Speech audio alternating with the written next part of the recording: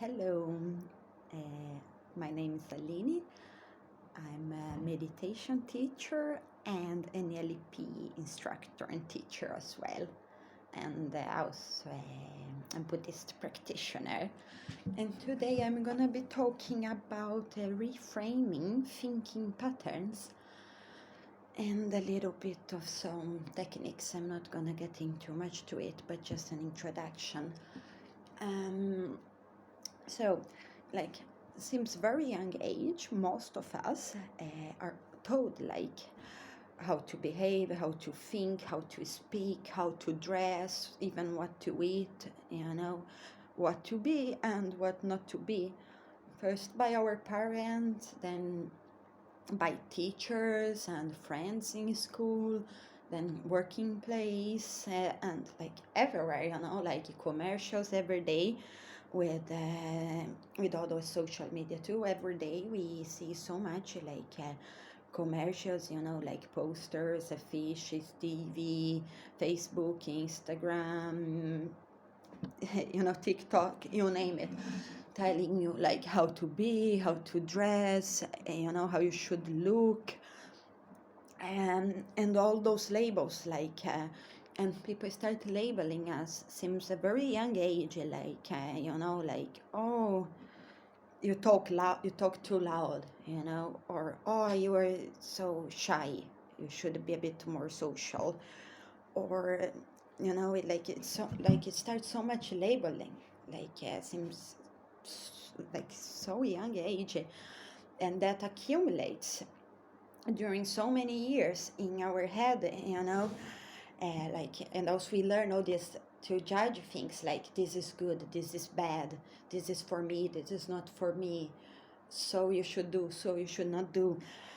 And to the end, it become very challenging afterwards to really, of course, to really know who you are beneath all those layers, all those labeling that has been put in around you, and what happens then is that eventually people become very insecure, afraid of things that they don't even know why, because they have all those like thoughts and desires, so like locked inside, that they don't know where all those emotions and those feelings are coming from, and they don't know how to deal with it neither. And I have studied, before I studied meditation and those things, I actually studied a program in the university to be a researcher. I wanted to research in neuropsychiatric disorders, because that was I thought was very interesting. And I studied many different methods and techniques and theories, but what I found mostly helpful was actually meditation. Of course, in some cases, it's needed a psychiatric professional to help. But what I found is that in most cases, people, like, they just don't have the tools, to deal with it. But for me, meditation actually was the most efficient tool to help me, and also actually NLP, neuro-linguistic programming. But I think as a base was a good thing to start with meditation, because with meditation I learned, like, first, the most important thing, to be present with my feelings and my emotions. Because normally when an uncomfortable, unpleasant feeling arises on us, what we tend to do is, unconscious or not, is to try to flee it, like put on the TV, take the telephone, put on some music, anything, like call someone, anything to not deal with it, because we are afraid, because it's unknown to us, right? It's unknown to us what is really inside. So I practice different kinds of meditation, but in the beginning, what helped me a lot was those chanting meditations where you use mantras, like different, it's phrases that you repeat all over again, right? With some relaxing sound, soothing sound in the background.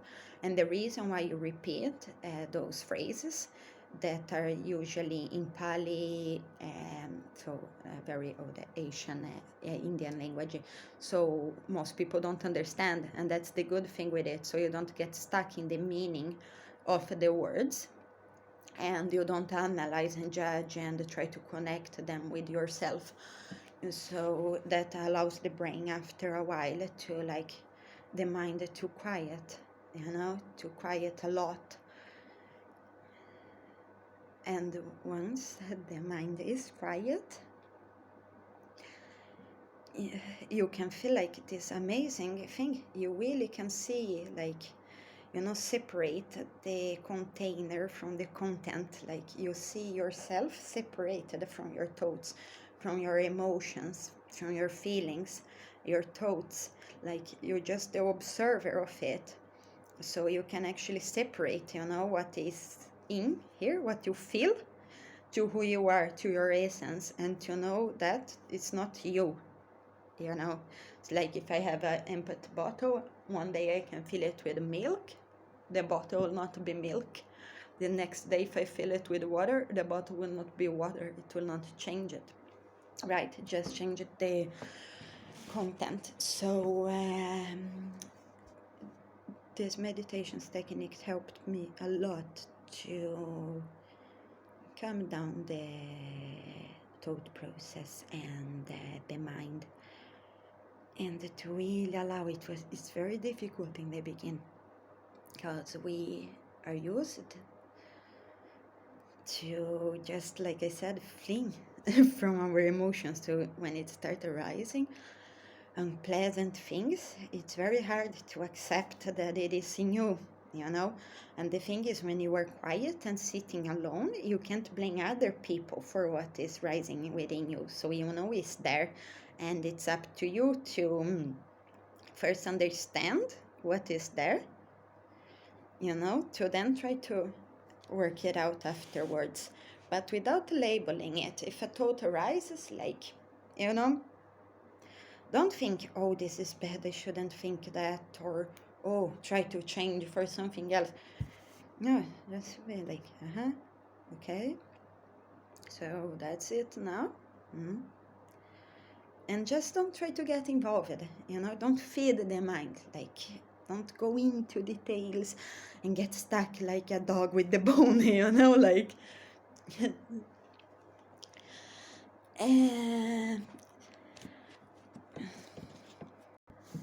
And the cool thing is, the more you do that, like in the beginning, can be quite frustrating process. Like, it can feel like, oh no, shit, this is not for me, like, what I'm thinking.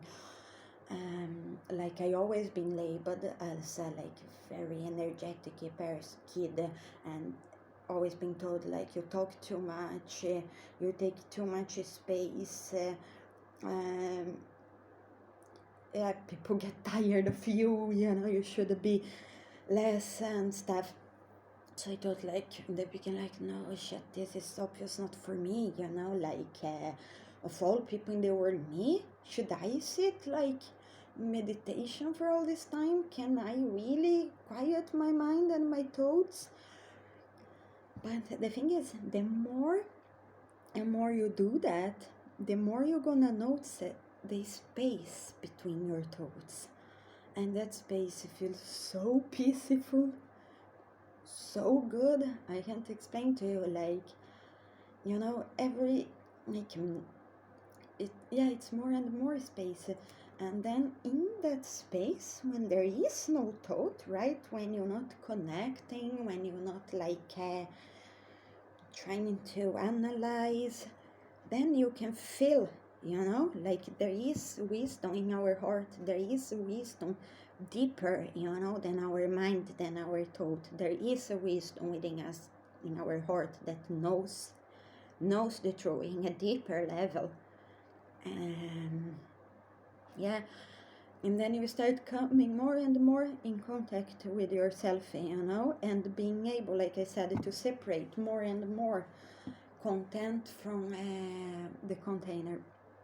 So, and then once you come to that point where you can actually have that space, when you can observe and know, like, okay, that is something I have taught for a long time, or something I have done for a long time, or been told to do for a long time, and maybe I did it, but that's not me.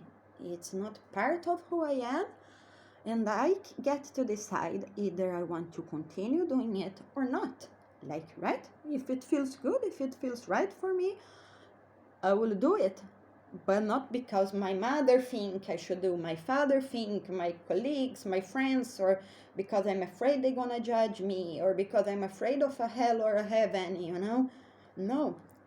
Trust your heart, trust your own wisdom.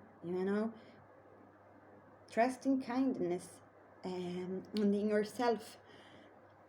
And once you come, like, so you have that space that you can separate, right, your behaviors and your thoughts from yourself, then you can start reframing yourself, like, okay, what do I want to do with my life, with my time? What do I think it's fun and joyful? And yeah, how can I live more light? How can I bring, like, a bit more joy to my life, and maybe even to others? How can I help relieving some pain from myself, from others? Like, at that point, I think it was very useful with the NLP coaching. And then once you are in that stage, NLP can be very useful, in my opinion, in helping you then find out what your needs are, and also where your blockages are, so that you know, like, where you need to work to get what you want to achieve, or where you want to go, to reprogram your brain, to think better thoughts, thoughts that works in your behalf, in your favor, and not against you, so that you can actually have your mind as a tool to help you and not to attack you. Yeah, that was it for today. Very thankful. Namaste, and have a peaceful day.